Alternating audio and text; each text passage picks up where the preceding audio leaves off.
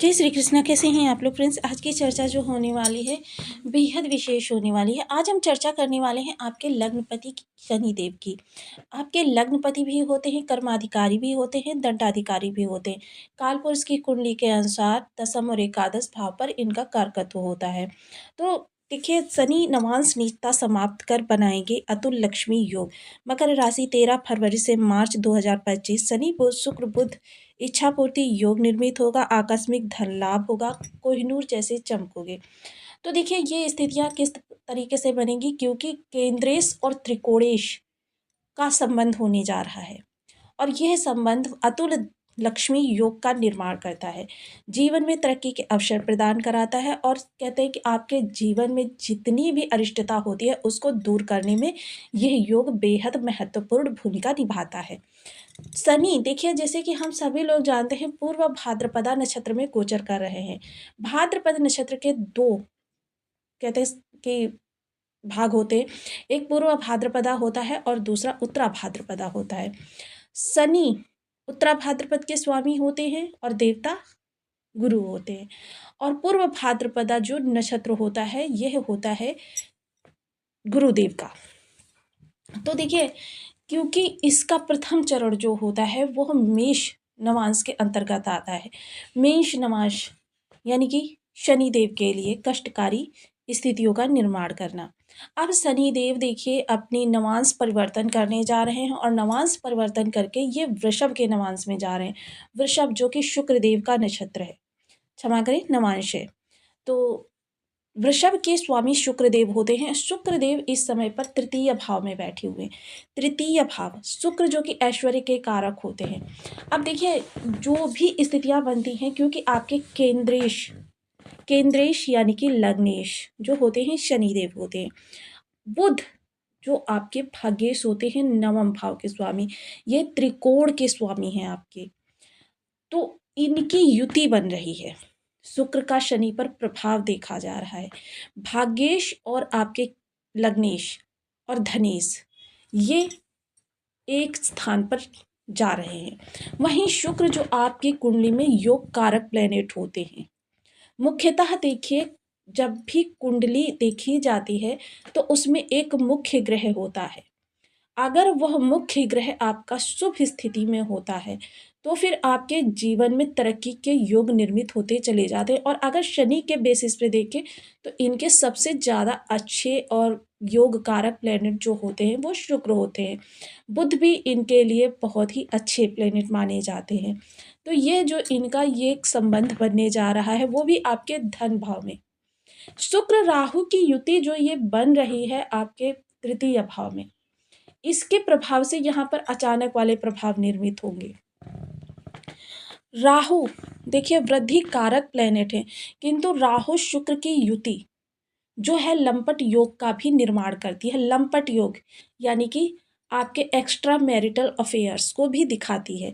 ये उन लोगों को प्रबलता से लाभ देता हुआ दिखाई देगा जिनके बर्थ चार्ट में भी तृतीय भाव पर किसी भी प्रकार से राहु शुक्र की दृष्टि पड़ रही हो या राहु शुक्र की युति का प्रभाव पड़ रहा हो। अलग अलग से देख रहे हो या फिर एक साथ देख रहे हो, उन लोगों के जीवन में इस समय पर एक्स्ट्रा मैरिटल अफेयर बनने की संभावना है। और देखिए, एक बार जब संबंध बन जाते हैं तो वो बहुत लंबे तक जाते हैं। तो इस चीज़ में आपको सिर्फ अगर इस चीज़ की नेगेटिविटी छोड़ दी जाए, क्योंकि ये लंपट योग बना हुआ है, तो फिर समझ लीजिए ये भौतिक सुख सुविधाओं के लिए, क्योंकि शुक्र भी भौतिक गुरु हैं और वहीं राहु जो है भौतिकतावादी से पूर्ण है। तो आपके लिए ये बहुत अच्छे योग का निर्माण होने जा रहा है। वहीं शनि शनि देखिए, जो भी आपका लग्नपति होता है, राशिपति होता है, सबसे ज़्यादा उसकी स्थिति आपके लिए महत्वपूर्ण होती है। अब यहाँ पर शनि, क्योंकि शनि का आपके लिए एक एक परिवर्तन महत्वपूर्ण है, एक एक नवांश महत्वपूर्ण है और शनि इस समय पर आपके जो है अपनी नीचता को समाप्त करने जा रहे हैं।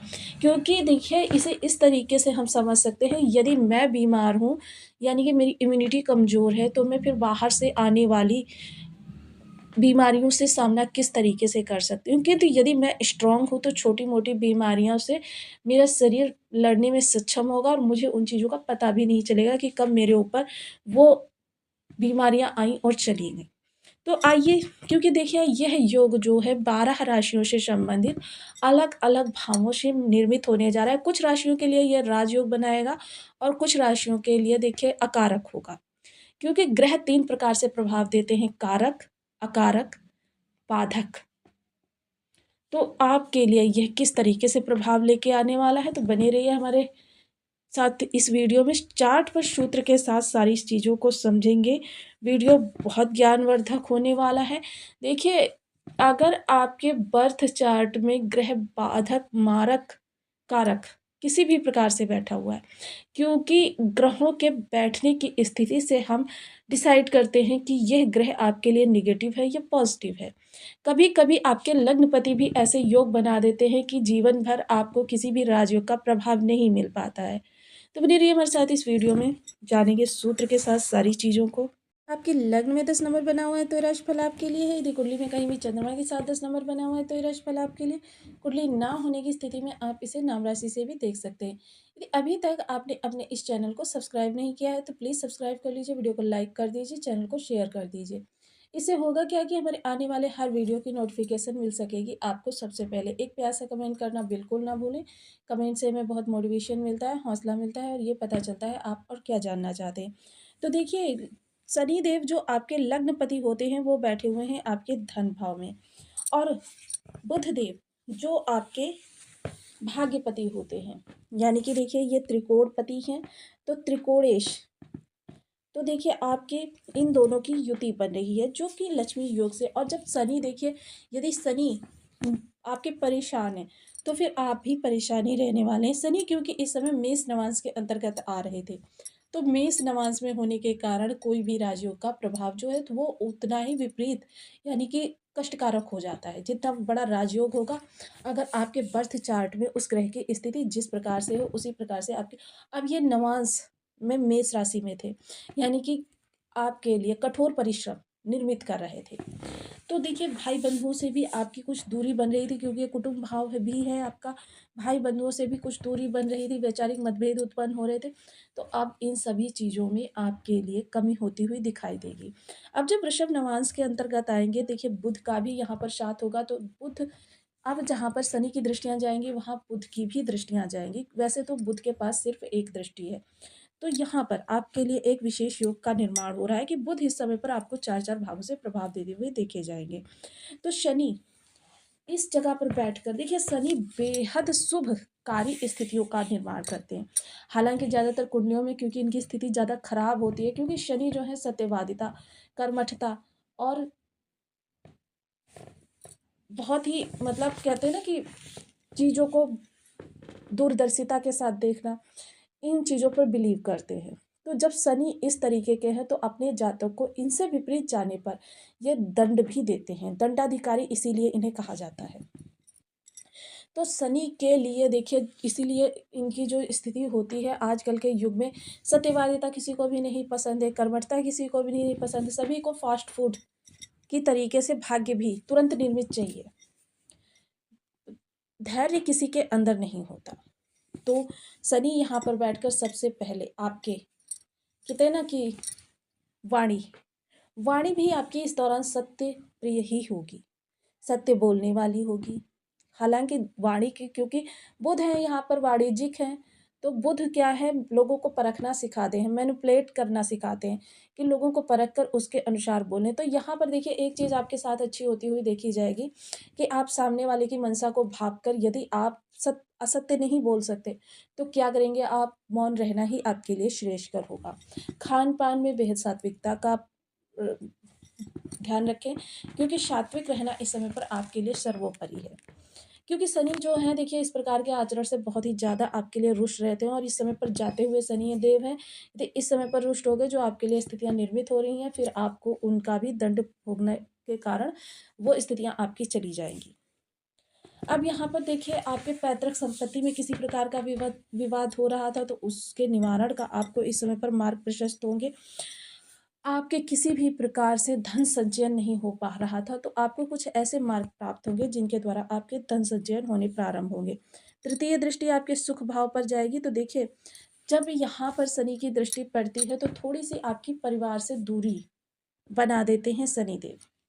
तो यह चीज़ें आपके साथ इस समय पर हो सकती हैं। बाकी भौतिक सुखों के लिए ये बहुत ही अच्छा होता है। शनि का यहाँ पर दृष्टि जाना बुध के साथ, शुक्र के साथ, तो फिर समझ लीजिए कि आपके धन लाभ के मार्ग बहुत ज़्यादा प्रशस्त हो रहे हैं, क्योंकि आपके लिए सुविधाएँ बढ़ने वाली हैं। हालाँकि सुविधाओं से इस वक़्त आपकी दूरी बन जाएगी थोड़ी-सी, किसी भी प्रकार से बनी। तो ये चीज़ें आपके लिए थोड़ी-सी कष्टकारक हो सकती हैं, अन्यथा भौतिक सुख-सुविधाओं के लिए यह गोचर बहुत अच्छा है।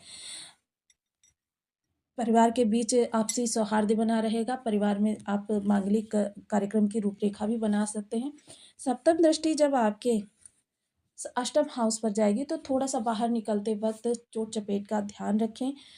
जो लोग भी गुप्त साधना करना चाहते हैं, योग क्रिया करना चाहते हैं, या फिर किसी अन्य प्रकार की ऐसी जो तंत्र क्रियाएँ हैं उनको करना चाहते हैं, उनके लिए ये समय काल बहुत अच्छा है। जब अष्टम भाव पर शनि, गुरु, राहु इनका किसी का प्रभाव होता है और ये शुभ स्थिति में होते हैं, तब फिर समझ लीजिए कि साधना में आपका बहुत ज़्यादा मन लगता है और साधना एक ही बार में आपकी फलीभूत हो जाती है।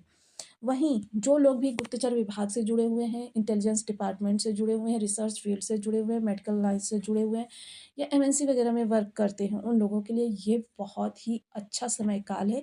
इस समय पर सौहार्दपूर्ण वातावरण के साथ आपके लाभ के योग निर्मित होंगे।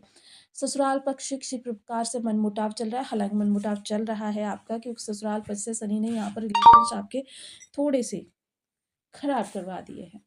वह रिलेशंस अब आपके सुमधुर होते हुए दिखाई देंगे। ननिहाल पक्ष से यदि कोई दूरी बनी हुई है, तो इस समय पर अपनी तरफ से पहल कर कर उन रिश्तों को सुधार लीजिए।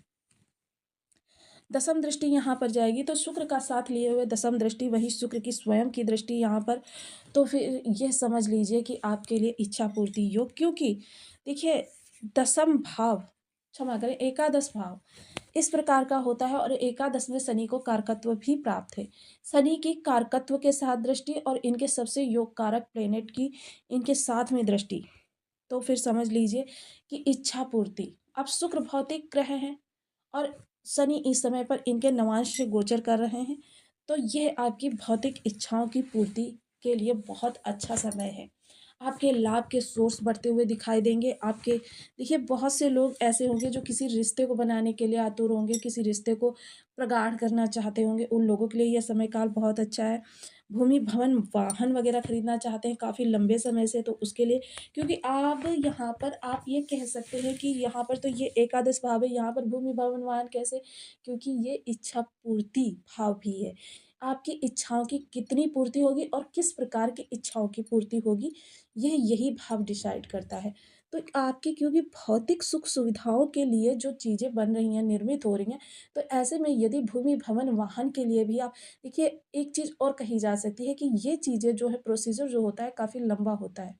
किंतु यदि इस काल के दौरान आपने इन चीज़ों का शुभारंभ कर दिया, तो फिर वो चीज़ें आपकी पूर्णता को प्राप्त होगी। सामाजिक प्रतिष्ठा आपकी बढ़ेगी, आपके लोगों के साथ संबंध अच्छे होते हुए देखे जाएँगे, सम्मान में विशेष वृद्धि होती हुई देखी जाएगी।